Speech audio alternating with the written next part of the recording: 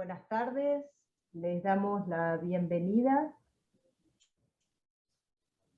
Vamos a inaugurar hoy esta presentación.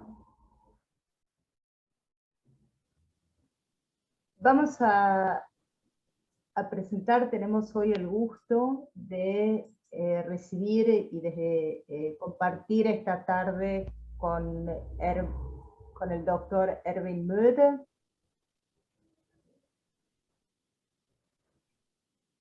Wir möchten uns als erstes, Herr Professor Möde, bei En primer lugar, unsere Einladung. Profesor Möde, nos gustaría agradecerle por haber aceptado nuestra invitación y tener la alegría de poder, poder compartir esta tarde con usted, en el caso suyo, esta noche. Yo, por mi parte, solamente me queda retribuir esto. Es una alegría para mí y un honor también ante el trasfondo, digamos, de la historia de mi vida, haber podido aceptar la invitación por estas horas. Muchísimas gracias por la invitación. En primer lugar, vamos a presentarlo. Si usted está de acuerdo, vamos a leer la presentación en español, ya que usted conoce su propia biodata seguramente mejor o la conoce muy bien.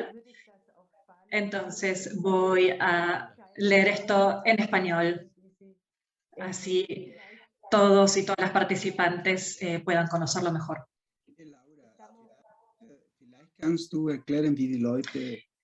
Quizás, Laura, puedas explicar cómo los participantes tienen que hacer para escuchar. No haya todavía compartido una reunión con el sistema de interpretación. Tienen en la pantalla, abajo, a la derecha, tienen abajo a la derecha un símbolo que es un mundo, y ahí pueden elegir el idioma en el cual quieren escuchar la conversación. DE es alemán, ES es español. Entonces vamos a comenzar la presentación de hoy, el encuentro de hoy, con la presentación del doctor Möde.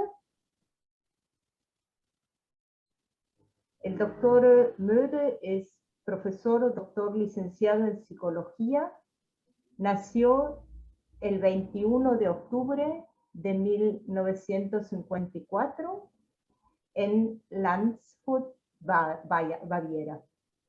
Es teólogo católico y psicólogo clínico con especialización en antropología y psicoterapia analítica.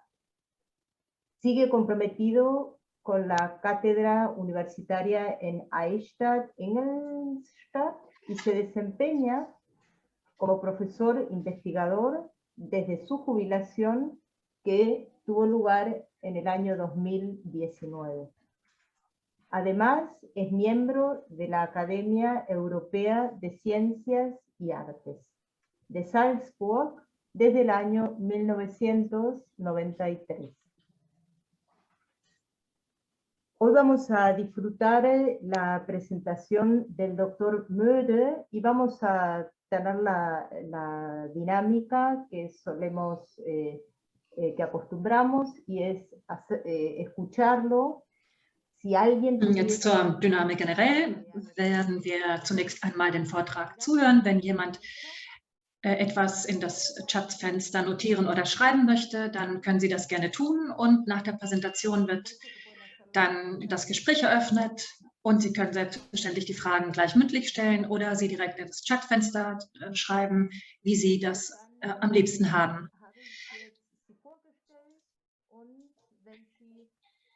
Muy bien, ahora ya lo he presentado y si usted desea voy a otorgarle la palabra. Muchísimas gracias, señoras y señores. oyentes que ya, como se ha dicho muchas veces en los últimos 10 minutos, les agradezco muchísimo de corazón esta invitación, especialmente, colega profesor Dr. Ruta. Al principio de esta presentación me gustaría decir algunas cuestiones con respecto a la historia de esta conferencia. La invitación me llegó inesperadamente por correo electrónico en esa misma mañana de invierno, en la que la noche anterior había soñado con Buenos Aires, con una recepción y un ambiente de conversación muy amigable, como el que había vivido décadas atrás en esta ciudad. Eso es lo que soñé. En los años 80 y 90 visité Argentina varias veces como joven psicólogo y teólogo. Viajé con amigos, analistas y estudiantes en torno a Juana Danis, quien enseñó durante muchos años en la Universidad de Buenos Aires como profesora de Psicología de la Personalidad. Durante la época de la dictadura emigró a Alemania como psicoanalista, pero mantuvo su conexión con el vasto país de Argentina.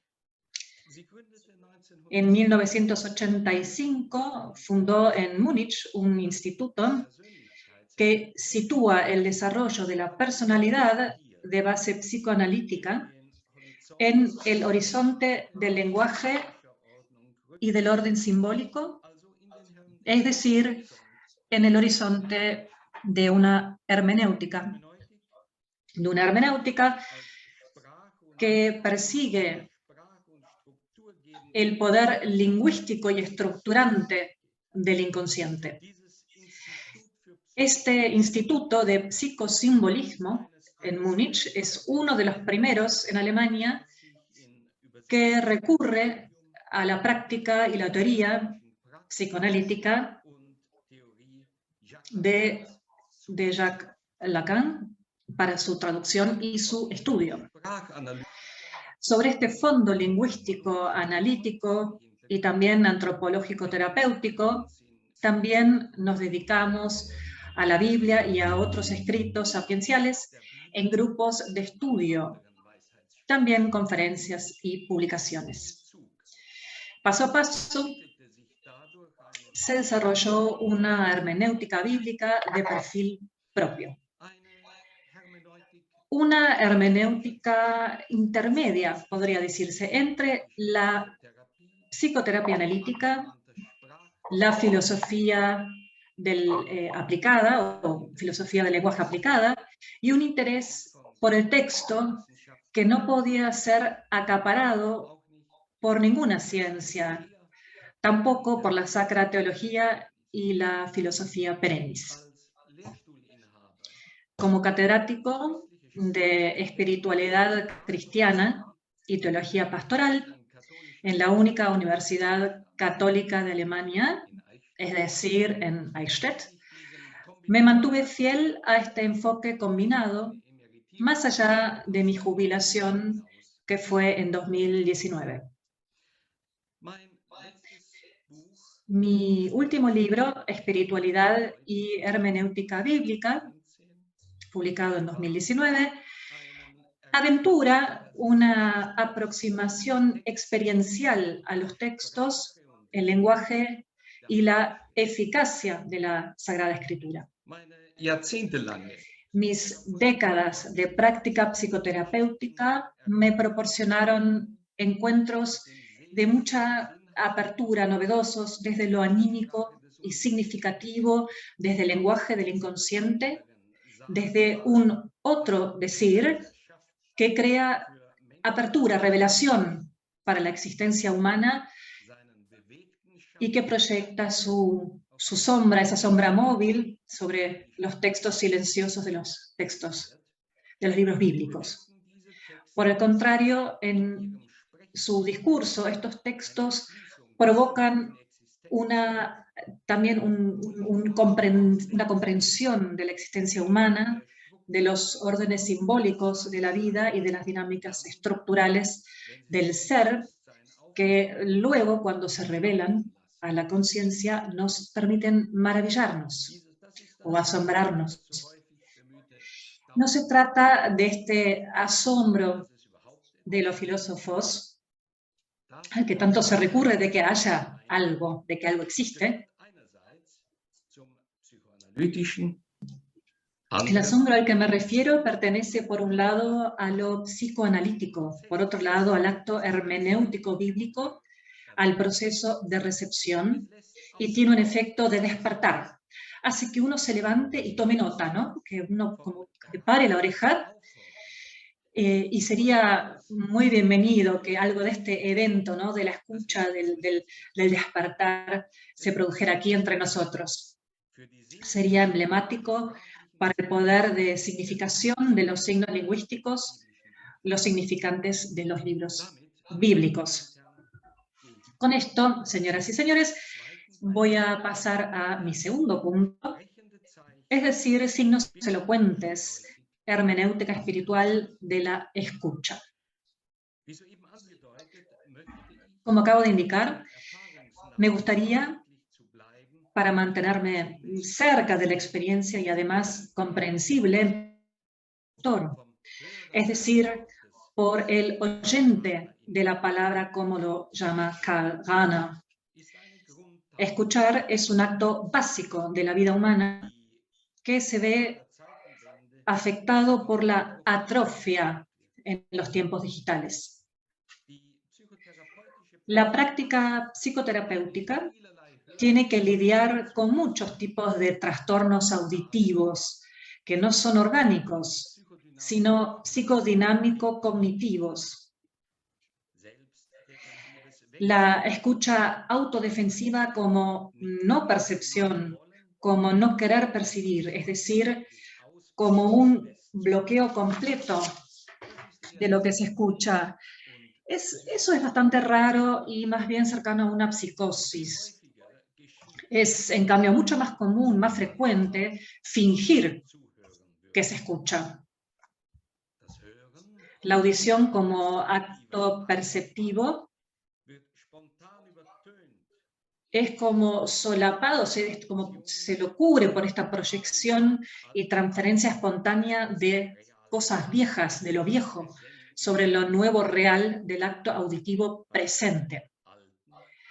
Lo viejo puede traer consigo afectos y emociones, expectativas, opiniones personales, o los propios conocimientos y prejuicios adquiridos que, junto con la escucha, también imposibilitan la respuesta. Por tanto, la transmisión distorsionada puede comenzar ya con la escucha. Psiquiatras de la talla de Bion y Lacan analizan ese rechazo a la escucha como un ataque a la vinculación, dicen attack on linking, es decir, o una suposición que tiene un efecto devastador sobre la propia escucha, sobre el lenguaje y la comunicación, sobre el reconocimiento y no menos sobre la verdad. Para decirlo clínica o quirúrgicamente en pocas palabras, la proyección, la escucha ya insinuante, el lenguaje perturbado, la mala interpretación y finalmente la lucha de poder por la soberanía interpretativa se funden primero de forma destructiva y finalmente de forma opresiva. La disputa y el silenciamiento, la división y el dominio permanecen en el peor de los casos como restos patológicos. ¿Por qué, señoras y señores, resalto aquí la patología de la escucha con tanta vehemencia? Por dos razones. En primer lugar, porque cualquier interpretación ya sea psicoanalítica o hermenéutico-bíblica, debe tener presente esta patología subsistente. En el idioma alemán, la ausencia o presencia del prefijo ver significará oír o desoír, o malinterpretar o un mal oír, respectivamente, es decir, el éxito o el fracaso del lenguaje y la relación que se desea establecer. La teología, la hermenéutica textual y la espiritualidad requieren necesariamente de la escucha del lenguaje, de la escucha de los textos, con la atención plena, como atención en suspenso, atención flotante. En el caso de los textos bíblicos silenciosos, lo cierto es que solo logran hablar si se les abre un espacio de escucha y resonancia en lo posible libre de preconceptos. Las palabras, el decir de los textos bíblicos pueden ser tan poco instrumentalizadas como el sentido psicoanalítico del momento fugaz de una palabra. Sin embargo, en décadas de trabajo psicoanalítico interpretativo, he tenido pacientes dispuestos a pagarme solo por estar de acuerdo con ellos. Toda hermenéutica está, por lo tanto, amenazada por la instrumentalización, por la autoconfirmación, por la disputa científica y eclesiástica, por la competencia y la soberanía interpretativa. Por el contrario, la hermenéutica espiritual de la escucha de los textos exige, en primer lugar, percibirlos en forma literal y textual, con una atención sostenida puesta en los espacios vacíos entre las palabras. En este sentido, este método tiene algo en común con el estudio del texto talmúdico. Evita la abstracción precipitada y presta atención a la resonancia de la letra. La otra razón por la que retomo con tanta firmeza la patología de la escucha en el contexto de la espiritualidad y la hermenéutica es la propia promesa bíblica. A lo largo de los más de 30 libros bíblicos y de las 21 epístolas o cartas apostólicas, apela a la audición, apela a la escucha y, por tanto, al corazón de la persona a la que se dirige. Escucha, Israel, Yahvé, nuestro Dios, Yahvé es uno. De la psicología de la percepción aprendemos que la escucha pasiva-activa se halla, al menos durante un momento movilizante, libre de imaginación y representaciones, es decir, no es imaginativa.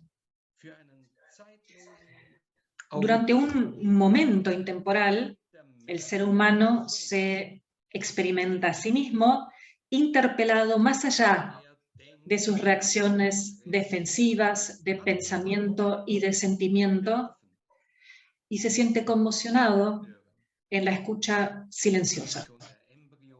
Incluso el embrión oye.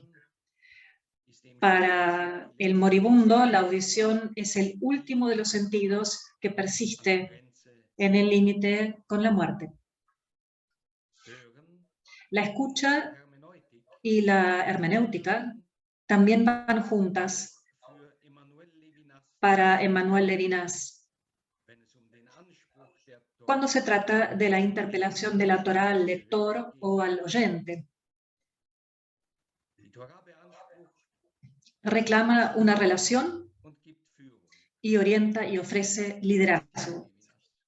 voy a citar a Levinas, la Torá, un texto que nos lleva más allá de la verdad, a lo personal, por excelencia. Y esto es Dios. Emmanuel Levinas afirma algo fundamental, a saber que son los propios textos bíblicos los que guían al oyente de la palabra.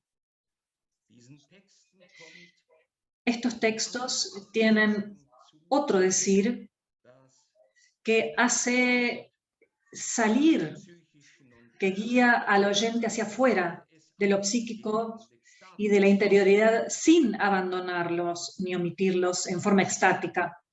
Al mismo tiempo, estos textos elocuentes conducen a la persona oyente a actos de, lo cito a Levinas, lo llevan a actos de comprensión de sí mismo ante el texto. Así también lo dice Ricoeur. Es decir, es una especie de camino de Emaús. Comienza así con el distanciamiento inicial del oyente y de los autoconceptos subjetivos y el movimiento transformador hacia lo inaudito. Damit, verehrte Anwesende, komme ich zum Thema.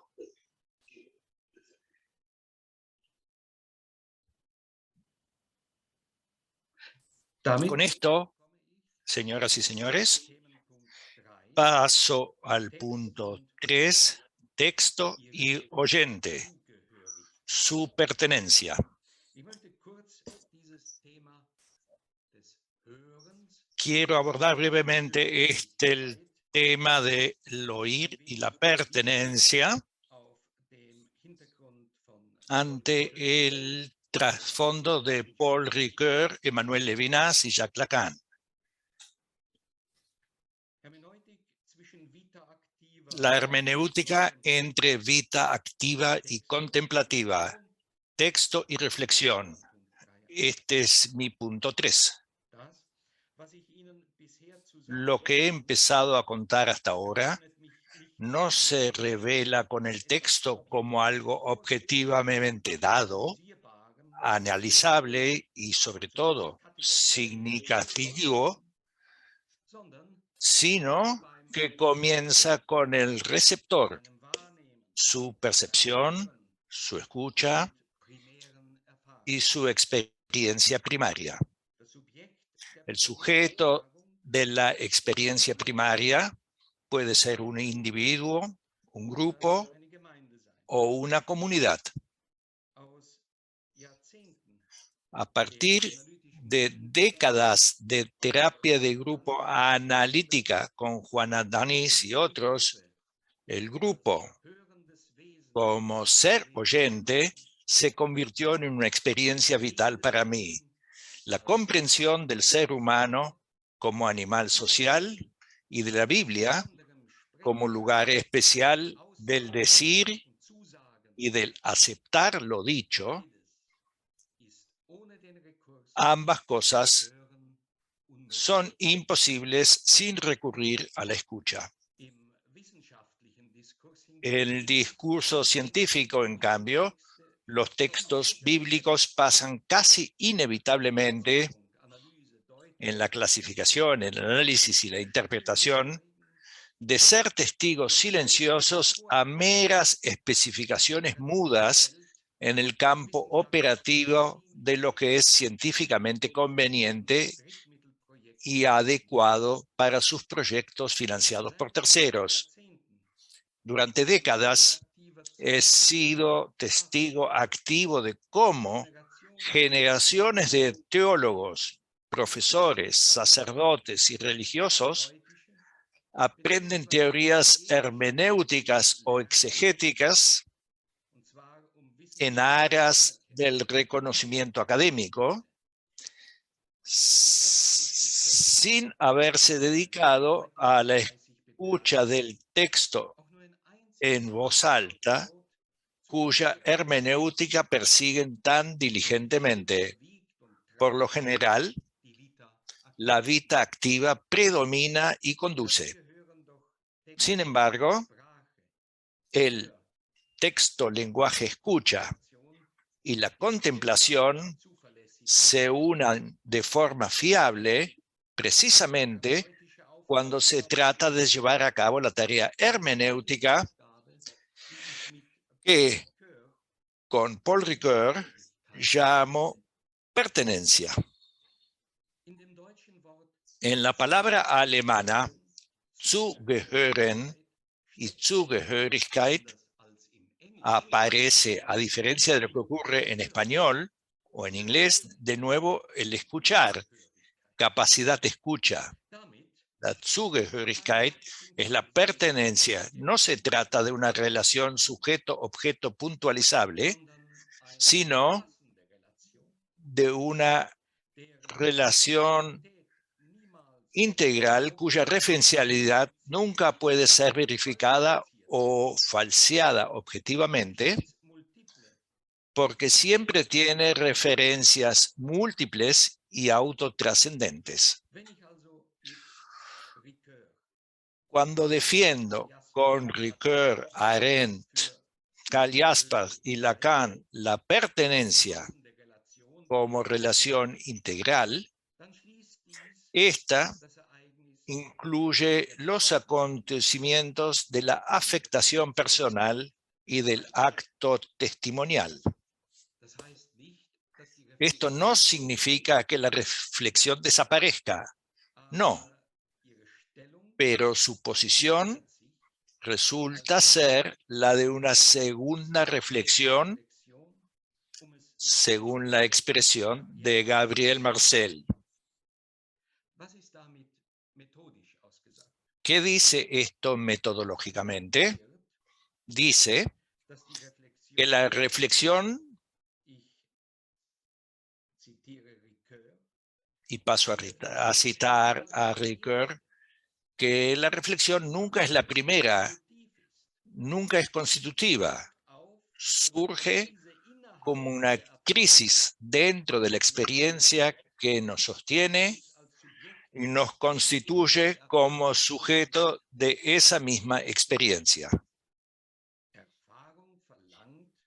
La experiencia, si quiere convertirse en experiencia humana, exige un distanciamiento y una diferenciación desde su interior. Este es el origen de la dialéctica del fort da, del cerca lejos, y de la dialéctica de la pertenencia y el distanciamiento. La hermenéutica bíblica, tal como yo la entiendo, oscila dentro de esta dialéctica global de pertenencia y distanciamiento. La erudición bíblica, así como la teología, harían bien en no diluir hasta la insignificancia la experiencia primaria de la escucha, el encuentro con la palabra. De lo contrario, el distanciamiento reflexivo puede conducir al peor de los casos a una desrealización racionalista de los textos silenciosos. A veces pienso que los textos se parecen a los niños. Enmudecer es la última defensa de los pequeños frente a la superioridad de los adultos, de los que saben, de los codiciosos. Sin embargo, los niños pueden ser encantadores. Los textos también pueden encantar. Esto se puede decir de Buenos Aires, la ciudad de Jorge Luis Borges, el maestro del encanto sin pretensiones. Pero volvamos a la metodología hermenéutica bíblica propiamente dicha. Hace un momento les hablé de lo que Ricoeur tituló la función hermenéutica de la distanciación. Hablé de su relación hermenéutica. Y también hablé de su relación dialéctica con la experiencia y la pertenencia. Ahora espero acercarles estas sinuosas reflexiones de manera filosófica y conceptual para aclarar aún más esta compleja relación que de ninguna manera funciona de manera homóloga como sugiere la siguiente secuencia, a saber, receptor, lenguaje, texto, pertenencia, reflexión, interpretación, transformación.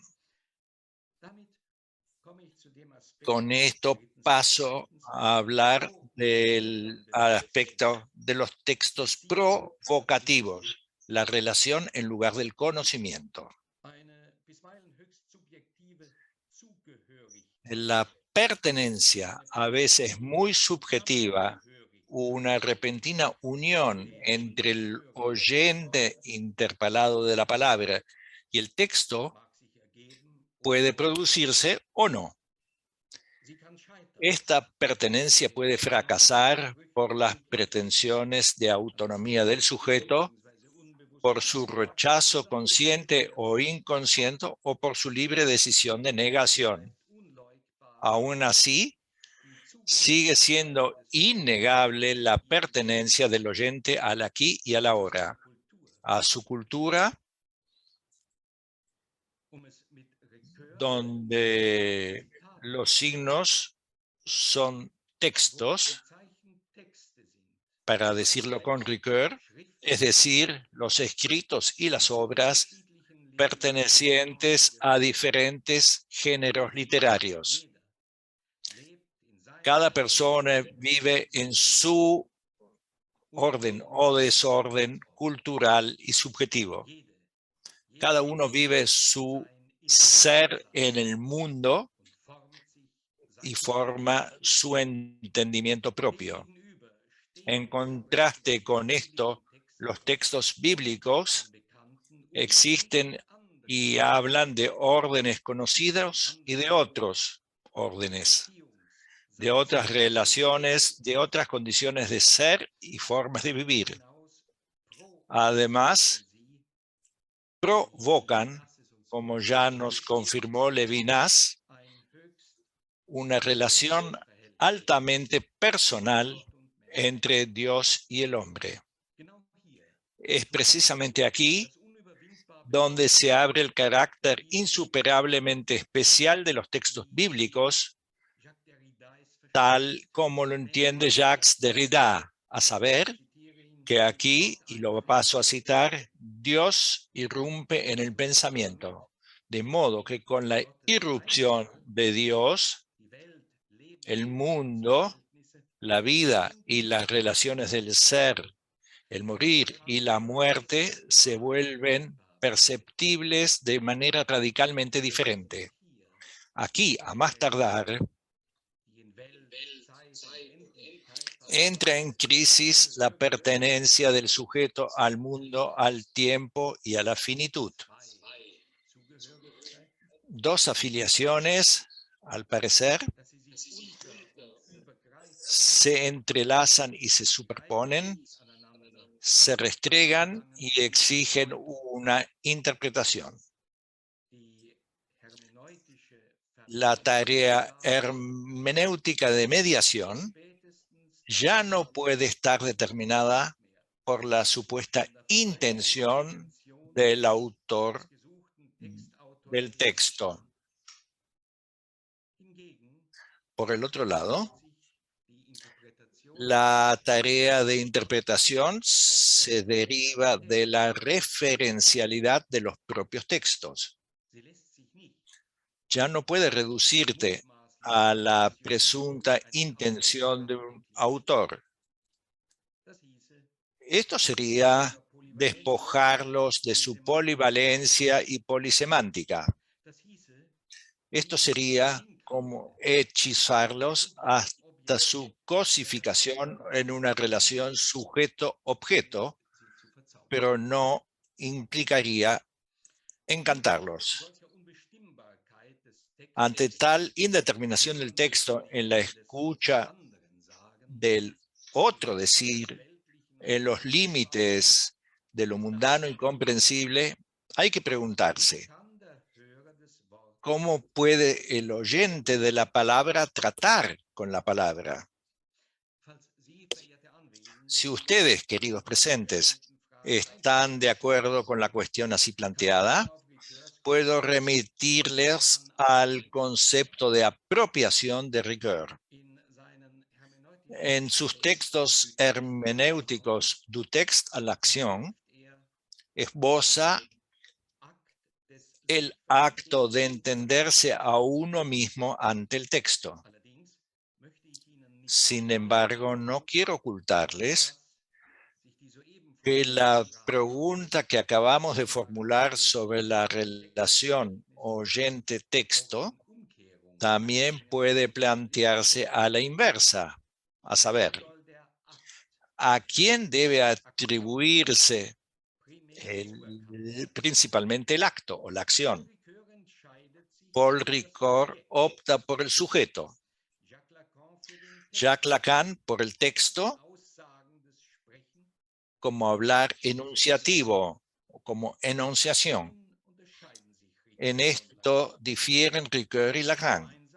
Lo que tienen en común en su hermenéutica textual es un elemento postracional en cuanto a la pertenencia del texto y el receptor. A saber, quien se compromete con el texto renunciando al conocimiento preconcebido y traído consigo es, tal como dice Levinas, y paso a citar, conducido a una relación personal, a una relación que ya no es conocimiento. Con esta relación personal, Levinas aborda explícitamente tanto la relación, no solo la referencia, sino ambas cosas. La relación, no solamente con el texto, la Torá, como la relación con Yahvé, el hablante actor, que proviene del más allá del versículo, tal como titula Levinas el primer volumen de sus lecturas talmúdicas.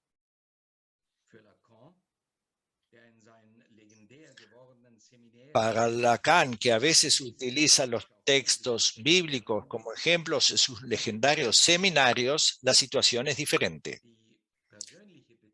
La relación personal con el lenguaje y el texto requiere y conlleva, según Lacan, la renuncia al significante maestro y al discurso universitario, es decir, el distanciamiento del sujeto de la posición del yo del conocimiento. Pero esta trascendencia del yo, del moi, al ser, al je, conduce exclusivamente al otro del texto, no a una relación con Dios como otro del otro. L'autre de l'autre n'existe pas. Con su escueto n'existe pas, Lacan excluye cualquier metafísica religiosa de su hermenéutica lingüística. Por cierto, lo mismo ocurre con Heidegger, Hannah Arendt, Karl Jaspers y otros analistas del Dasein. Permítanme resumir aquí, señoras y señores, de la manera más estructurada posible. Para Paul Ricoeur, la intención y el acto del lector o del oyente son decisivos para su experiencia de pertenencia al texto y su capacidad de distanciamiento con lo reflexivo. ¿Recuerdan sus ensayos hermenéuticos du texte à l'action con Levinas? Son los textos los que ocupan de forma autoactiva el lugar de la acción intencional. Si el oyente de la palabra lo permite y se entrega presencialmente al texto bíblico, el texto parlante le conduce y abduce más allá de cualquier preconocimiento hacia lo personal por excelencia y que es Dios. La espiritualidad judeo-cristiana y la hermenéutica bíblica coinciden aquí en el elemento post-racional de Levinas de la seducción por el texto. Para la hermenéutica espiritual de Levinas, y paso a citarlo, rige lo siguiente: que la Torá contiene un elemento de seducción sin engaño, una retórica que es sagrada, en contraste con la retórica humana del puro humanismo. Fin de la cita. De este modo, Levinas se posiciona de forma claramente ambigua. El oyente es introducido por los propios textos en la verdad de la Torá y más allá de cualquier conocimiento de la verdad, en una relación personal con Dios. Ricoeur, con la orientación inherente a los propios textos como dinámica, subraya simultáneamente el momento de la intención o la acción del sujeto que reflexiona. Para Lacan, la acción del sujeto textual radica en que renuncia a su resistencia yoica a la pérdida de la posición de conocimiento y se confía a la guía del inconsciente en la referencia textual de la escucha. Según Lacan, y lo cito, el inconsciente está estructurado como el lenguaje. Lacan no niega en absoluto la función de la reflexión, pero le asigna la tarea de una reflexión secundaria, como lo indica Gabriel Mersel. 4. Hermenéutica historia, búsqueda diacrónica de signos en la regresión infinita. Las tres posiciones aquí puntualizadas, las de Ricoeur, Levinas y Lacan, pretenden ser un ejemplo para diferentes trayectorias hermenéuticas hacia el otro decir, en los límites de lo comprensible. Mi conferencia parte del oyente. Por tanto, me gustaría pasar ahora al receptor de la palabra bíblica bajo el doble aspecto de la diacronía y la sincronía. ¿Qué encuentro con el texto hace que el oyente agudice el oído y tome nota, de modo que lo traiga a lo presente y le permita experimentar su pertenencia al texto elocuente que le habla de tal manera que pueda producirse en él espontáneamente un acto de trascendencia a otro entendimiento, aunque solo sea por un momento intemporal? Así, conciencia, atención, lenguaje, texto, lo presente, metanoia, pueden coincidir como experiencia intensa. Para esta cuestión cardinal, primero se examinará críticamente el análisis diacrónico del texto desde una perspectiva teológica. Con la ayuda de este contraste de lo crítico histórico, esbozado de este modo como método hermenéutico insuficiente por sí mismo, El eje textual sincrónico, incluyendo sus implicaciones hermenéuticas y espirituales, puede ser al menos considerado en la parte final de mi presentación. El debate podrá ofrecer más, aunque solo sea por razones de tiempo, ya que será tanteado un complejo de temas inconmensurablemente amplio. La hermenéutica o exégesis textual bíblica puede intentar por todos los medios objetivar sus métodos de criteriología y de enunciados en términos de historia, lingüística, etc. La roca tarpeya que está en el epicentro de sus procedimientos científicos es lengua, concretamente como lengua hablada y como sistema de significantes con su propia dinámica. En su hermenéutica lingüística del inconsciente, Lacan elaboró la inagotable dinámica compositiva del lenguaje incluso antes de cualquier reflexión. Para Lacan, Ricoeur y Levinas, la cuestión de la autoría y de la transmisión constatables de los textos llega así a lo ampliamente incierto. La revelación judeocristiana solo nos habla a través de textos. Los eventos que la teología califica como eventos de salvación están más allá de cualquier comprobación fáctica.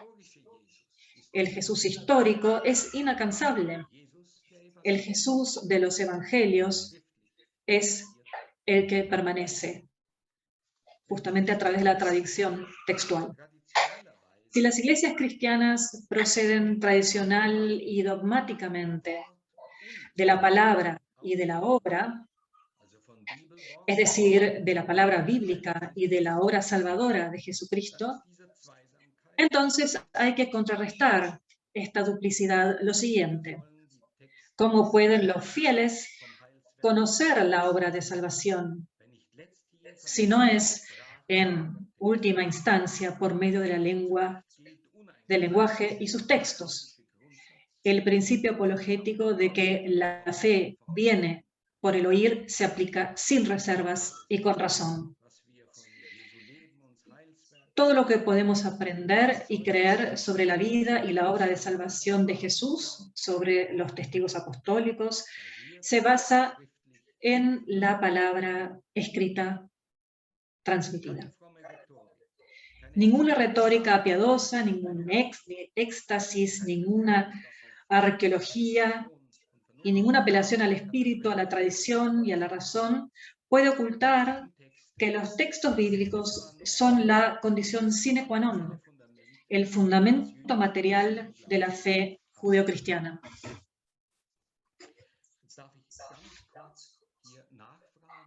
Brevemente, hay algunas preguntas hasta el momento. ¿Cuántos minutos más tengo para hablar?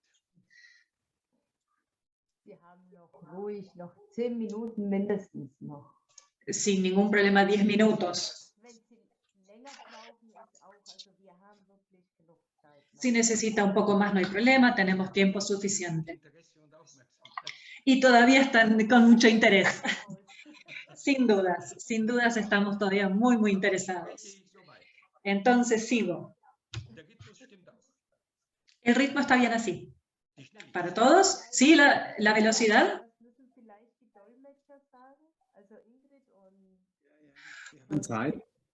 Ja.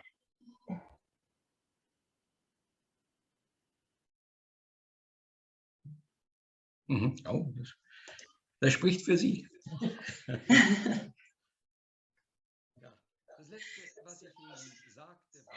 Lo último que les estaba diciendo es que la fe judeocristiana es el sine qua non y se basa en el texto, en la letra. No hay reflexión de fe, no hay espiritualidad sin los textos. En cuanto a la relación genérica entre el texto y la historia, Así, Ricoeur habla centralmente de acontecimientos fundacionales. Estos son huella, lo cito, huella, signo, rastro de Dios.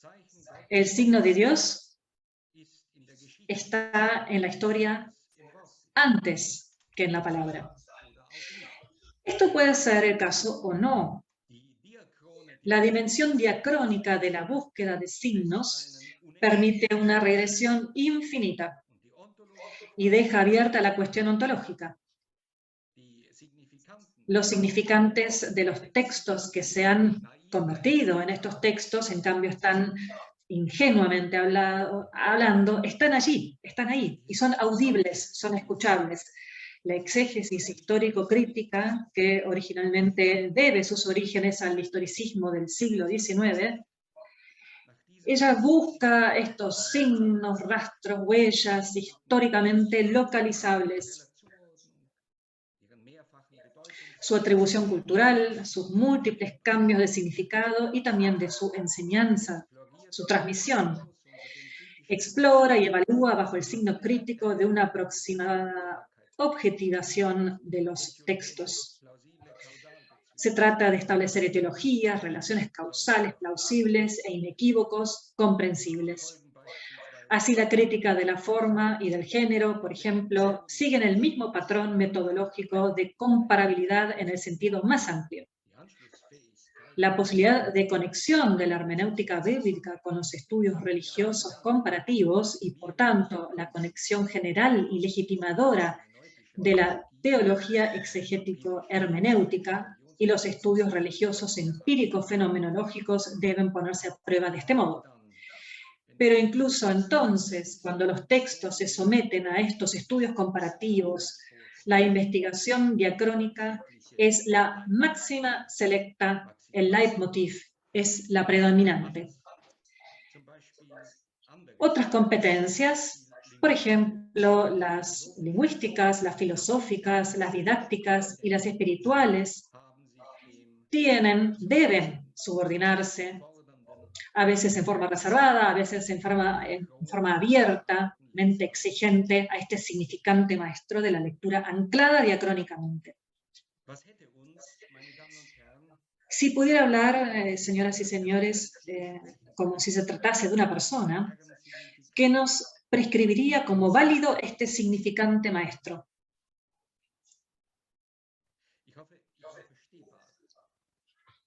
Espero haber sido comprensible. Se trata del significante maestro, del método, digamos, guía exegético, o sea, del método exegético de un procedimiento diacrónico, que justamente ve su valor en que, en cuanto a los textos, cree que hay ciertos hallazgos hermenéuticos que no son modificables y que no deben, y que también son válidos para las religiones, para las comunidades religiosas, para la espiritualidad y también para lo que es toda la acción pastoral de las iglesias. Como ustedes ven, estoy protestando contra esto, pero digo, no voy a protestar en contra, sino que se los voy a pasar a explicar o narrar. Esto es lo que entonces, digamos, ¿qué diría este significante maestro si pudiese hablar? ¿Qué es lo que nos prescribiría como válido este significante maestro? Al estilo de Zaratustra, de Friedrich Nietzsche, nos enseñaría que todo lo que es solo porque ha llegado a ser. Si se explora el devenir, se comprende el ser. Dime de dónde vienes y te diré quién eres. Así reza grandilocuentemente una vieja sabiduría campesina alemana. Lo que dice el texto, según los dictados de la diacronía, lo han dicho otros antes. Todo lo que el texto tiene que decir son las experiencias e ideas de los demás ya pasados. Su significado se centra, pues, en experiencias presuntas y ya preinterpretadas de incógnitas, de personas desconocidas. Su apelación es a nuestra credulidad. Entonces, ¿qué atestiguan los textos así autorizados? Según el filósofo judío-alemán de la Ilustración, Gotthold Ephraim Lessing, atestiguan una zanja fea y ancha entre el entonces y el ahora, entre, como dije, el entonces y el ahora, un abismo que no puede ser salvado, según Lessing, por ninguna enseñanza y ningún arte. Esto me lleva a la hermenéutica ante la zanja fea y ancha. Este tema tal vez lo voy a abreviar un poco en palabras libremente expresadas. El problema con que aborda Lessing hace 200 años es hoy, sigue siendo hoy un tema de la hermenéutica bíblica hoy en día. En el sentido histórico crítico por sí solo, esta zanja ancha y fea aparecería en el momento en que aquel a quien se dirige la palabra. ¿Qué me está diciendo este texto hoy y ahora a mí? Un método diacrónico no basta para llevar adelante al oyente de la palabra en un sentido hermenéutico. Entonces, paso a mi resultado, que es la hermenéutica del presente. Esta hermenéutica del presente puede ser más que un desideratum. Este es el punto número 6, el punto final de mi exposición. La teología de lo presente necesita redescubrir y seguir desarrollando una hermenéutica a partir de la doctrina de la inspiración y la mística en conocimiento de los nuevos enfoques de la hermenéutica lingüística, la teoría del sujeto y la práctica de la espiritualidad. Ya son de gran relevancia antropológica porque pueden inspirar polisemánticamente el discurso sobre lo religioso en épocas de la posmodernidad. Los rasgos racionalistas técnicos de la modernidad, ya descritos por Horkheimer y Adorno como determinantes de la dialéctica de la Ilustración, ya hace tiempo que fueron desenmascarados en la posmodernidad o están siendo desenmascarados. La unidad del sujeto, es decir, su yo autónomo, su ego autónomo y la máxima apologética ilustrada de fides querens intellectum presuponen una responsabilidad propia completa y una idea de acción que solo podría mantenerse culturalmente durante un tiempo pagando un precio, el precio del desplazamiento y como resultado de sus beneficios secundarios. Desplazado entonces o reprimido de la conciencia cotidiana ocupada por los medios de comunicación, así como el discurso científico que John Lacan llama el discurso universitario del significante maestro con el poder efectivo del inconsciente y la experiencia reflejada en la impotencia humana, es casi todo lo que no confirma al hombre como amo en su propia casa, según Freud. Con la negación metódica de los poderes transsubjetivos de origen y efecto, se crea un conocimiento que niega el a priori de lo absoluto. Es un supuesto conocimiento que evita armonizar los abismos y margina la persistencia de lo que Derrida llama la différence, es decir, el principio, como principio trascendental de la constitución del sentido. Solo a través de este desplazamiento, de esta represión, dicho con Horkheimer, puede seguir funcionando la utopía secreta en el concepto de razón. ¿Pero qué garantiza este proceso?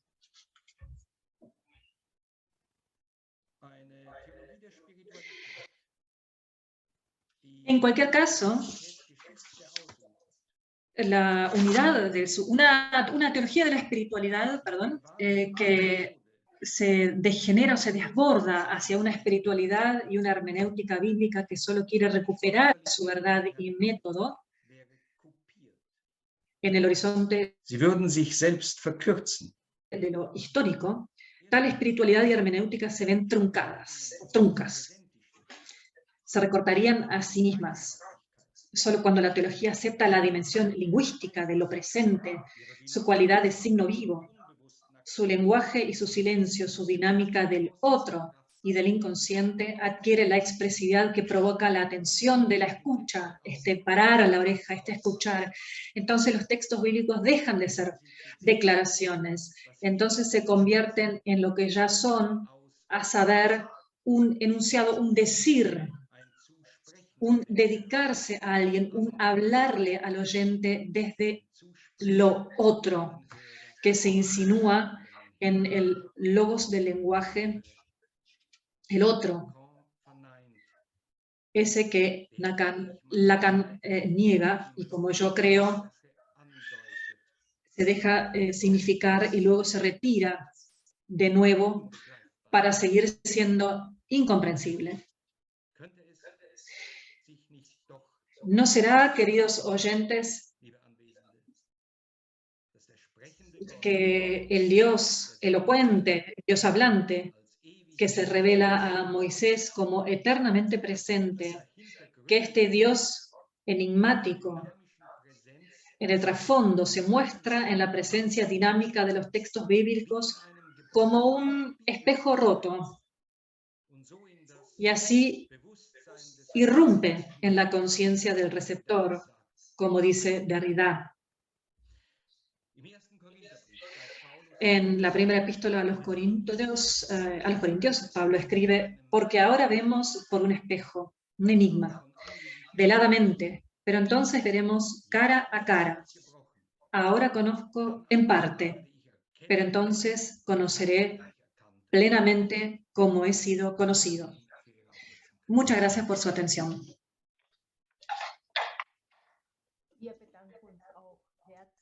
Vielen Dank. Nosotros también agradecemos mucho esta conferencia.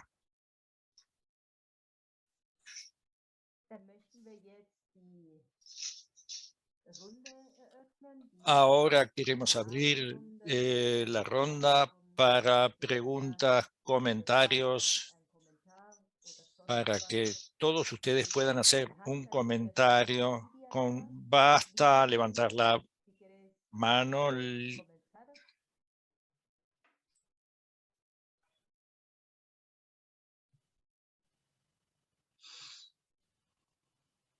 O era un aplauso. Vielleicht war es ein Applaus und nicht eine O tal vez solo era un aplauso y no una mano levantada. También es bienvenido, también es bienvenido.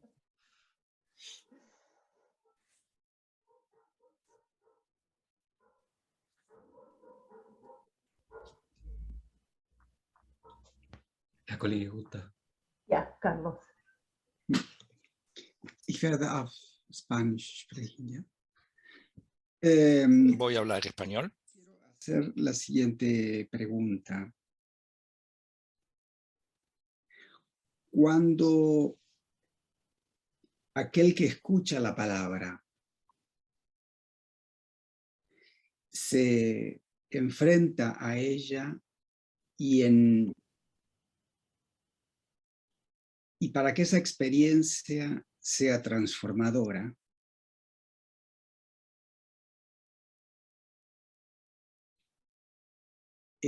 siempre es necesario cierta crisis, es decir, hay un distanciamiento con respecto a sí mismo para poder percibirse de otra manera y permitir que el texto nos interpele.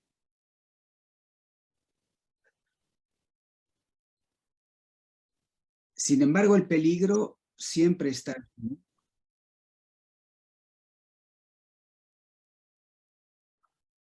de escucharnos tan solo a nosotros mismos.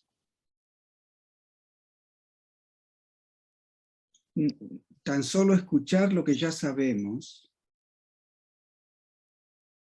tan solo escuchar lo que queremos escuchar.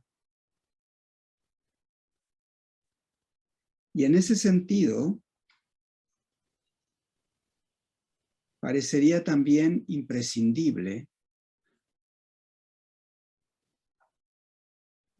para ese contacto con la palabra actual, presente,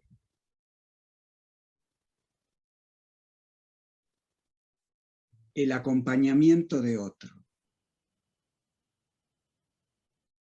de alguien que nos despierte, nos provoque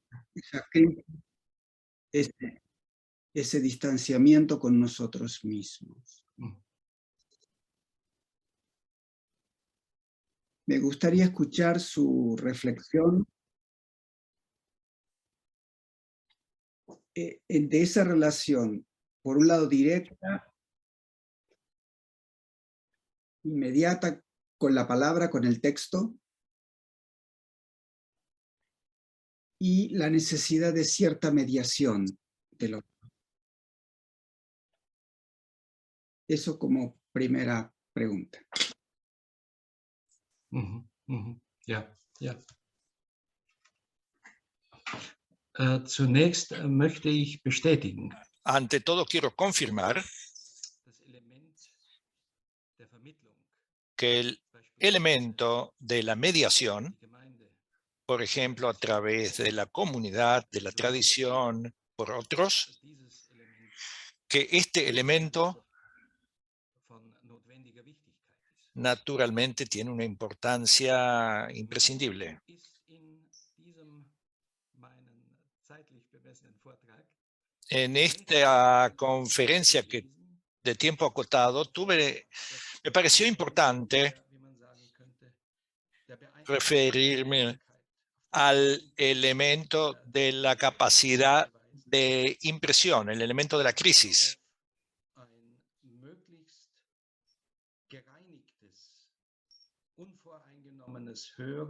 Se debe oír en forma purificada, sin preconceptos.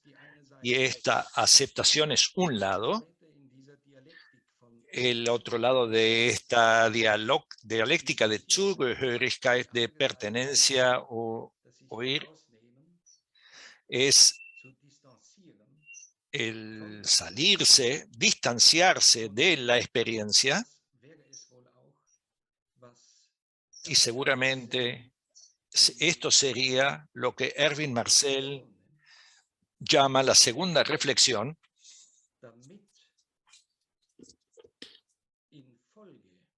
y para que a consecuencia de esta experiencia haya un procesamiento positivo dentro del sujeto, con seguridad se requieren varios factores que se van sumando.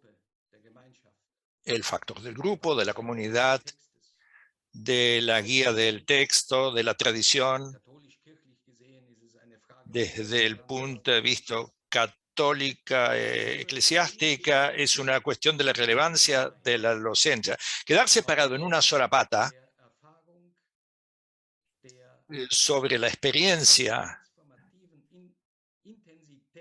de la intensidad transformadora del oír sería muy escaso, muy poco, pero es necesaria esta primera experiencia para luego, sobre el trasfondo de esta experiencia primaria que ya tuvo, en facto se puede ingresar en forma más positiva en la experiencia secundaria.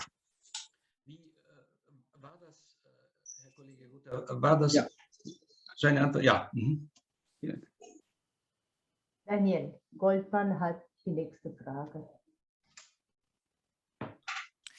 Sí, Sí, Daniel. bueno, en primer lugar, muchas gracias por la exposición. Y yo pensaba, ¿sí? Que tal vez el proceso diacrónico también tiene que cruzarse con un proceso espacial. Y cuando me refiero al espacial, es donde analizamos específicamente la voz y el texto y el hombre, ¿sí? Es decir, el análisis hermenéutico que posiblemente se pueda hacer en la universidad es totalmente diferente al análisis que se puede hacer en un templo o que se puede hacer cotidianamente en la calle, ¿no? Eso haría justamente que de algún modo las expresiones vertidas por usted a partir de los diversos pensadores que trajo, no la constituyen como contradictorios unos a los otros. No sé si esto es correcto o no, ¿no? Doch, das stimmt, was Sie sagen. Sí, es correcto lo que usted dijo. Yo traté de incluirlo en dos conceptos. El concepto de la polivalencia y de la polisemántica. En la sinagoga, en el servicio religioso, en la oración particular, en el estudio de las escrituras, son distintos niveles que generan analíticamente distintas polivalencias y está bien que así sea.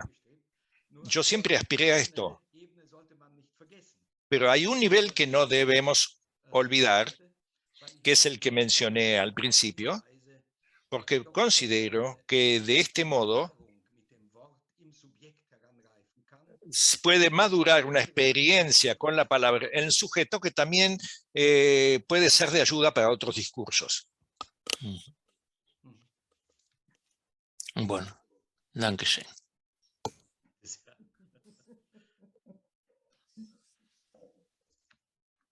Bis jemand sich meldet, habe ich eine ganz konkrete Frage. Tengo una pregunta concreta, si nadie levante la mano. Den Begriff der Zugehörigkeit. Usted representó el concepto de pertenencia como una relación abarcadora. Mi pregunta es, esta relación abarcadora entre la palabra y el oyente,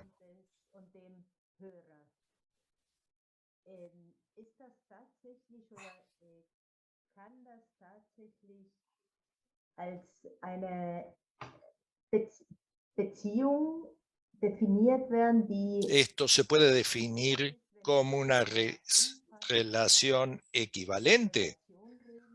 Cuando hablamos de una relación amplia, abarcadora, y como ejemplo estoy pensado, es cuando estamos frente a un texto que tenemos que traducir.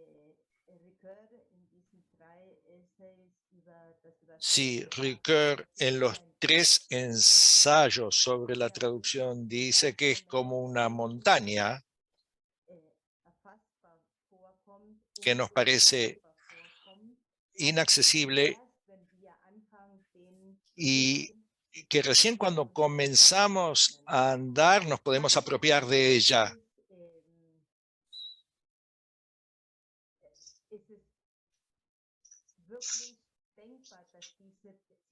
se puede pensar que esta relación, esta pertenencia es una relación abarcadora donde las dos partes están a un mismo nivel, o es una aspiración que tenemos de que la palabra y el oyente sean equivalentes y no que uno tenga el poder sobre el otro. Es decir, que la palabra tenga más poder sobre el oyente que el oyente sobre la palabra.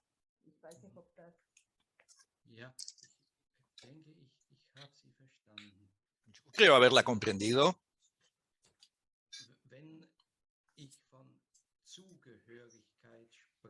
Si yo hablo de Zugehörigkeit, como usted acaba de decir, lo hago sobre el trasfondo de Ricoeur, de donde proviene la palabra, y yo la tengo prestada para mis palabras, porque incluye la palabra hören, escuchar. En alemán, la pertenencia incluye el término escuchar. Y una pertenencia abarcadora, con eso me refiero a que esa pertenencia en un entorno sin poder entre la palabra y el sujeto se sigue configurando permanentemente. Usted habló de la gran montaña a la cual hay que ascender. Como persona que viene de Baviera, le puedo decir que recién cuando uno ha ascendido a una montaña, se da cuenta que es una cosa ilimitada. Es de pertenencia entonces entre el oyente y el texto. Siempre se va a superar por más que uno escuche. Se va a ir profundizando. Así como en las traducciones, cuanto más uno se ocupa de un texto, tanto más nota que cada traducción se puede volver a traducir.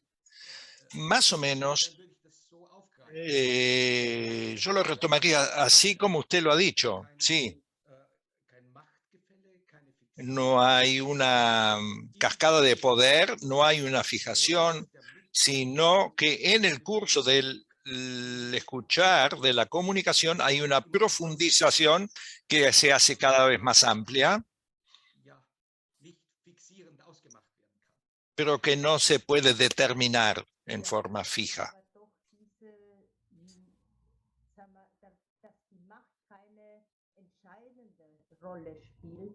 Pero el hecho de que el poder no tiene un rol decisivo es un deseo, es una aspiración nuestra, o deberíamos confesarnos que el poder está en la palabra.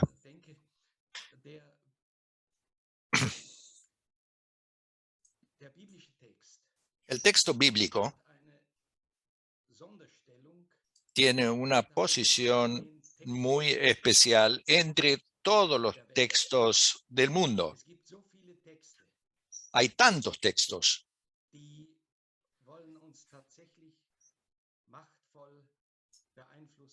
que quieren influir sobre nosotros con poder y nos quieren manipular.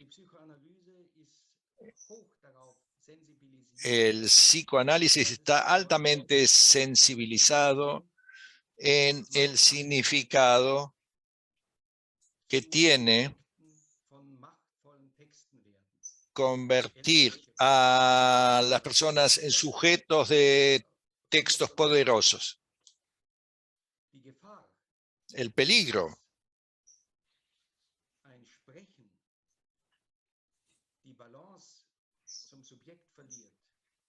que un texto hablado pierda el equilibrio con el texto y que por último Y eso también, a eso me refería con el significante del maestro.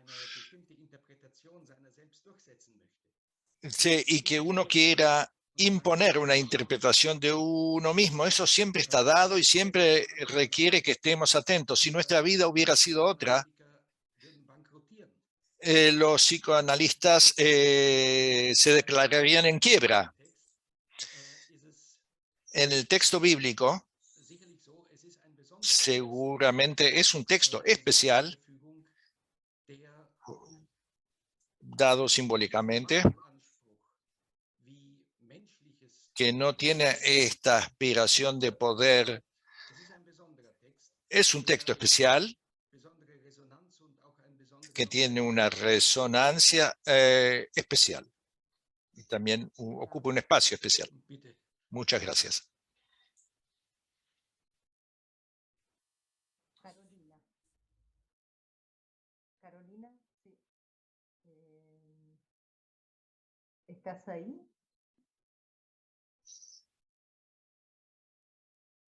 Sie hat die Hand gehoben, aber wir sehen sie nicht. Ay, Carolina, si Sí, querés está. hacer la pregunta. Sí, ahí está, perdón, no escuchaba, es que tenía Sí. bajo el volumen. Sí. Bueno, sí, muchas gracias por la conferencia, profesor, y bueno, por el intercambio que se fue dando. Muy interesante. Yo quiero hacer una pregunta que va un poco en una línea distinta a lo que, como que toma otro aspecto, digamos, de su presentación. Siempre se insiste mucho, por lo menos en la historia de la filosofía, ¿no es cierto?, con la cuestión de la metáfora visual y de la metáfora de la visión como una forma privilegiada de acceso del conocimiento, ¿no?, como una constante en la tradición filosófica. Y usted trajo algunos autores que permiten pensar en la audición, ¿no?, como un sentido privilegiado, digamos, de acceso al conocimiento. Yo lo que le quería preguntar es que, más allá de los argumentos que usted presentó de los autores y demás, ¿por qué la audición se configura como un paradigma, digamos así, tan potente? ¿Por qué la audición? ¿Por qué el sentido de la audición? No sé si soy clara.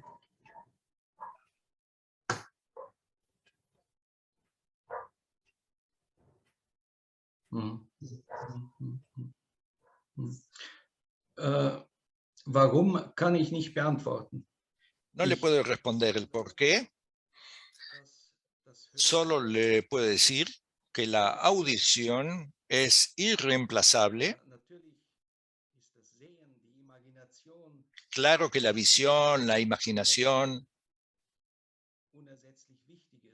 es algo irreemplazable e importante para la percepción y en la vida cotidiana. Desde un valor muy particular, y esa es mi experiencia también como psicoanalista, la audición es fundamental, tanto en la Torá como en la Biblia cristiana. La audición es primaria ante lo imaginario o la visión. Encontramos algo similar en la sanación tibetana. La audición es primaria y me parece tener mucha expresividad antropológica, que el embrión ya escuche, pero no ve, que la persona que muere aún todavía escucha, pero tal vez ya no ve. Es decir, entre los sentidos, la audición tiene un valor propio. Y desde la visión bíblica es indudable que la audición es una calidad y un requisito primario de Dios hacia el hombre, a través de toda la Torá y de todos los evangelios.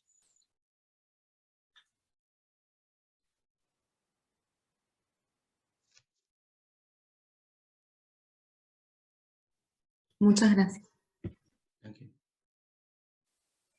Quizá sea interesante recordar lo que Gadamer dice con respecto al tono, al sonido.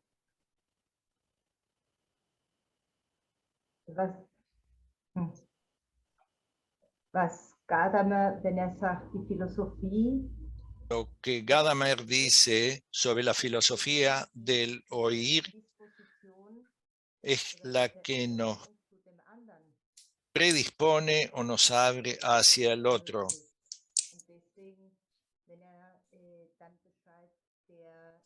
Y por eso cuando describe el tono, también conduce el sentido, el cómo se hable, con cómo volumen, gente que habla en voz alta o en voz baja.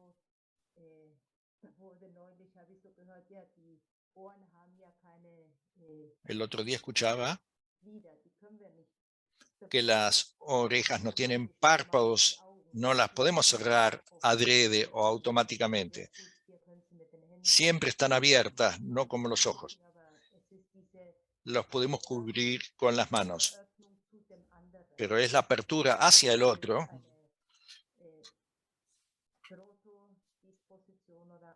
es una protodisposición o una disposición más allá, mucho más que tal vez la visión.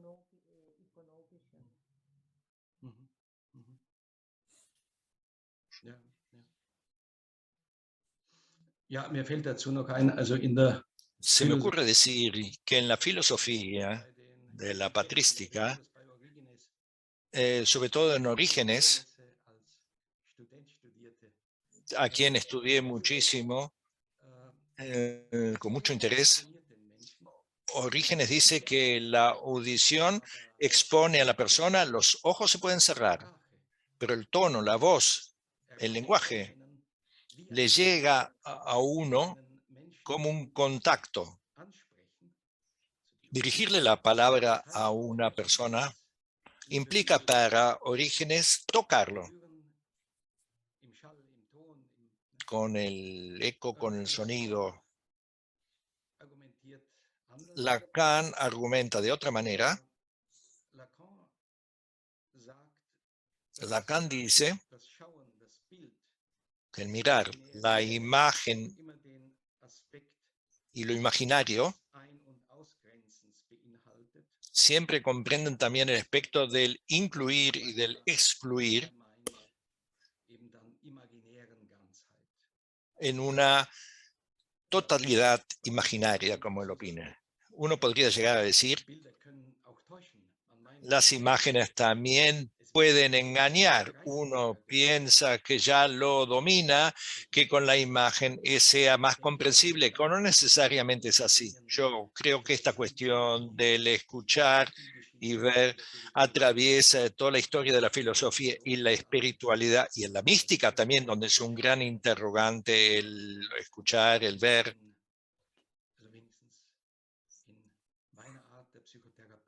Y en mi tipo de psicoterapias con Juana Dalmis y Renate Elmis, que también está aquí, este siempre es cierto criterio. Si alguien se vuelca en imágenes, si habla a través de imágenes, o si está abierto más allá de las imágenes para escuchar. Pero el valor de la palabra y de la imaginación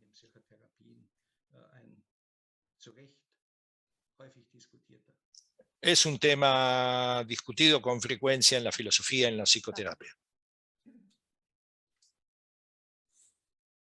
Sí, Carlos.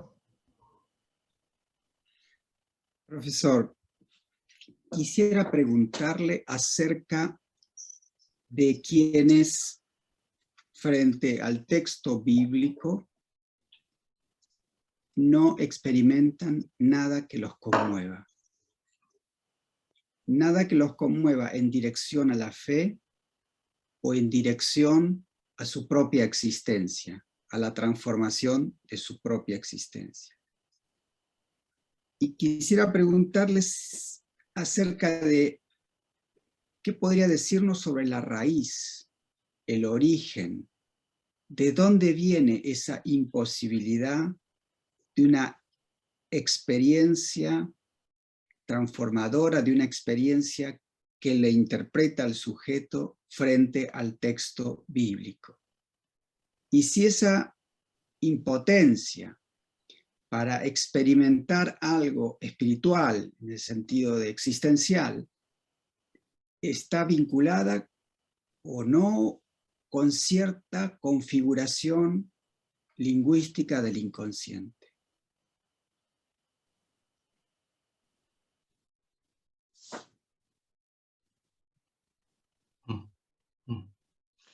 Also letzteres kann ich nicht beantworten. Esto último no lo puedo responder. Si tiene que ver con una estructuración lingüística del subconsciente. El aspecto sí es interesante. Pienso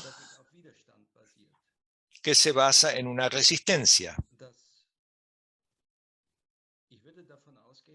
Yo parto de la base que toda persona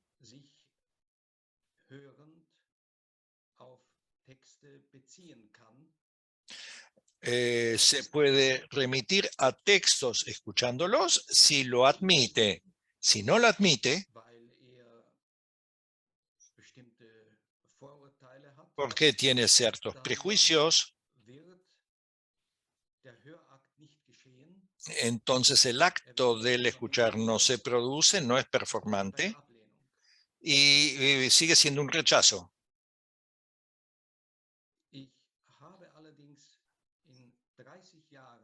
Pero en 30 años de sesiones psicoterapéuticas con la mayoría de las personas con que pude trabajar,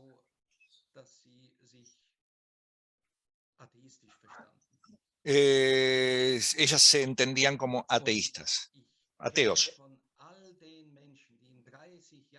Y de todas las personas que durante 30 años estuvieron sobre mi diván, no conozco a uno que en algún momento, cuando se daba un kairos determinado,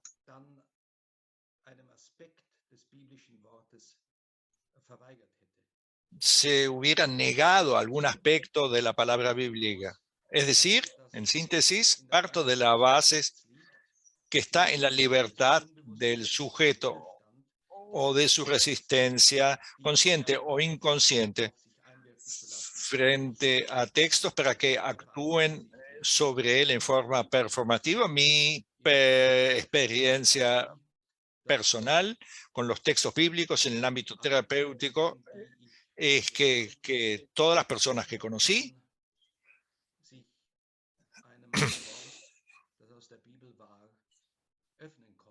se pudieron abrir a una palabra bíblica, no para creer en ella, sino para tomar esta palabra, este versículo o esta frase como una afirmación que les sirviera como ayuda semántica.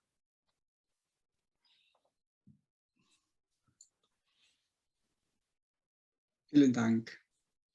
Gerne.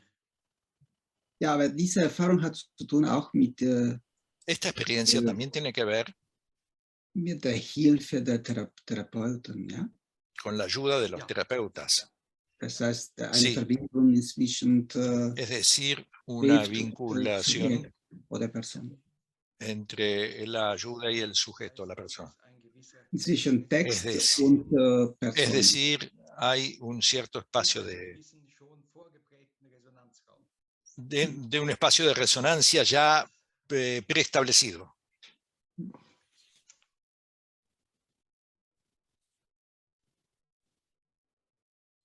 Sí, Daniel. Sí, yo quería por ahí completar lo que Carolina había preguntado, ¿sí? Y me parece que el concepto, por lo menos en Levinas, ¿no? Y creo que en mi neófito conocimiento de Lacan, es que la idea de la palabra, ¿sí? Es constituyente del pensamiento, ¿sí? Y en la medida en que es constituyente del pensamiento, no es que hace una referencia específica a la función biológica de la escucha, ¿no? Sino a la estructuración de un discurso, que en definitiva eso es lo que hace a la conceptualización, ¿no? Por lo menos creo en este sentido, en algún tipo de recorte de la cultura o de ciertos aspectos de la cultura occidental, ¿no? Creo que a eso es lo que apunta la idea de la escucha, ¿no? ¿Es correcto, profesor Mude? Ja, das stimmt absolut, was Sie sagen. Bei Lacan, Sí, es 100% correcto. En Lacan, el discurso del inconsciente es un discurso del lenguaje, según Lacan, y no es un discurso de imágenes. Las imágenes se deducen de ese discurso primario que usted acaba de describir. ¿Puedo agregar algo en relación a esto? Que estaba pensando cuando empezó a aclarar este punto Daniel. Una frase de Aristóteles, que es Aristóteles el que dice que la audición es el más lógicos de los sentidos, porque justamente es el que permite la mejor, el que permite la mejor captación del logos. Y no solo más lógico, sino que Aristóteles mismo dice que habla de la primacía de la audición, por sobre la visión. Es un texto que Gadamer remarcó mucho y que se olvida frecuentemente, ¿no? Y es que el sentido primario es el sentido de la Dafür bin audición. ich Ihnen dankbar. Das wusste ich nicht, dass Yo Aristoteles... le agradezco mucho, no sabía que Aristóteles lo había diferenciado tan claramente. Yo todavía recuerdo que en Orígenes y en otros que también estudiaron Aristóteles, se habla del logos spermáticos, este tremendo poder de despertar la vida en Aristóteles, pero también dije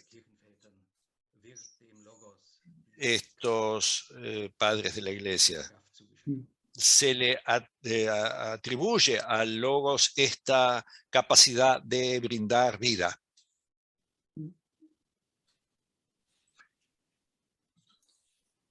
Profesor, ¿cómo se constituye ese espacio de resonancia?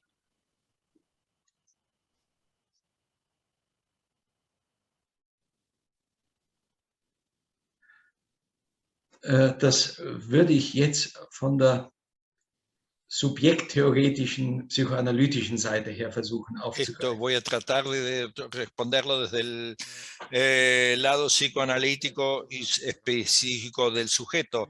La pregunta es cómo se establece el espacio de resonancia para la relación entre el lenguaje, el texto y el sujeto.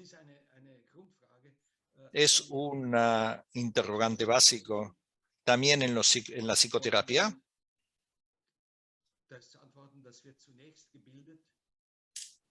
Y yo respondería que primero se constituye reduciendo las resistencias.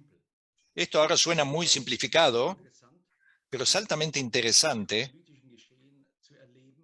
ver en el psicoanálisis cuando cada uno de nosotros, como en forma consciente o inconsciente, se enfrenta a los textos con sus prejuicios habituales, que pueden estar, Pero la sensibilización es importante, es decir, que el espacio de resonancia se establece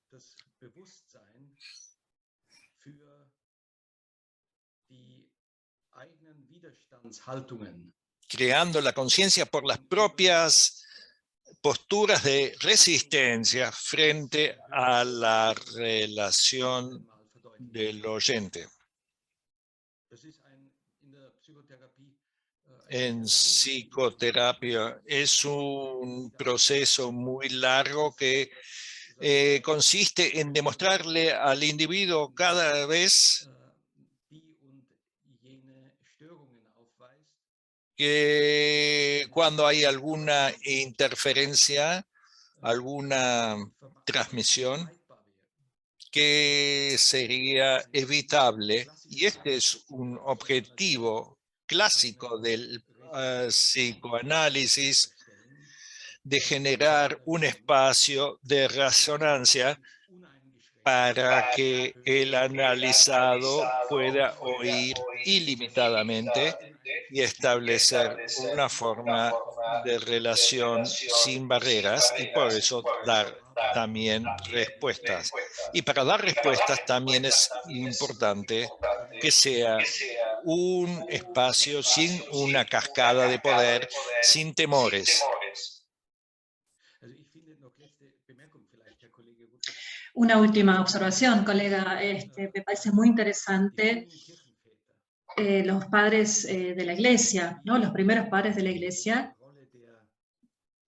lo importante que fue para ellos ciertos roles en su función en el segundo o tercer siglo después de Cristo, de influenciar con poder a los monjes, sino que su tarea consistía de formar en ellos ese espacio de resonancia, y eso lo hacía no a través de la presión, sino que a través de un acercamiento sensible a ellos, para que ellos puedan incorporar eso y que puedan incorporar los monjes esta capacidad de escucha.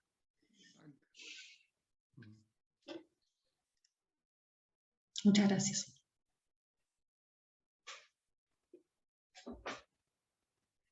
Si alguien más quiere comentar algo, preguntar algo.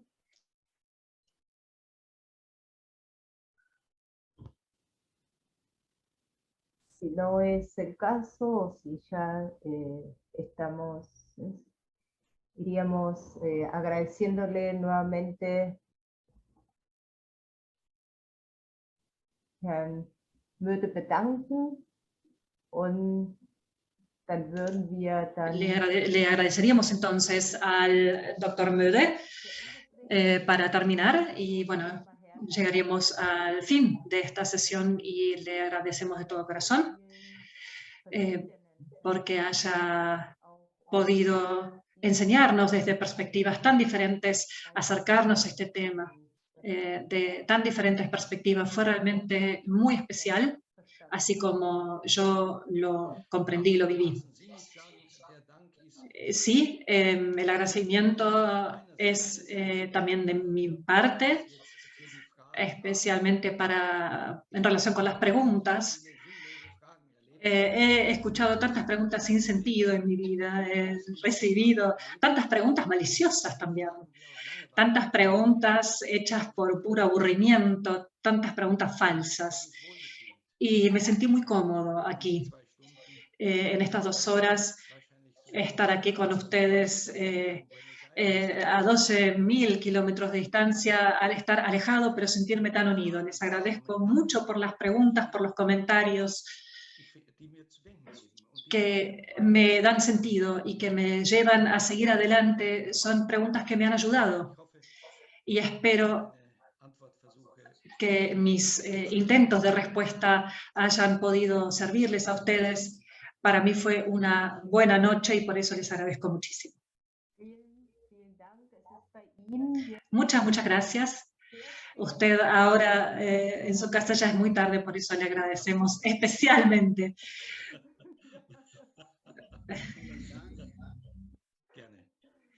Muchas gracias. Gracias, Erwin. Seguimos en contacto para la próxima vez. Vamos a tomar una cerveza juntos. Colega Ruta, mire, pero se lo quiero proponer con toda la seriedad, por favor, sigamos en contacto. Sí, sigamos en contacto. En Baviera decimos que tomar una cerveza siempre es bueno. Bueno, muchas gracias. A todos y todas las que nos acompañaron. Y muchísimas gracias a los Ingrid, a traductores. Mario, Mario, y a este enorme trabajo. Muchísimas gracias. Chao, Diego. Chao, Carlos. Chao, Erwin. See you soon, Erwin. We'll keep in touch. Auf Wiedersehen. Auf Wiedersehen.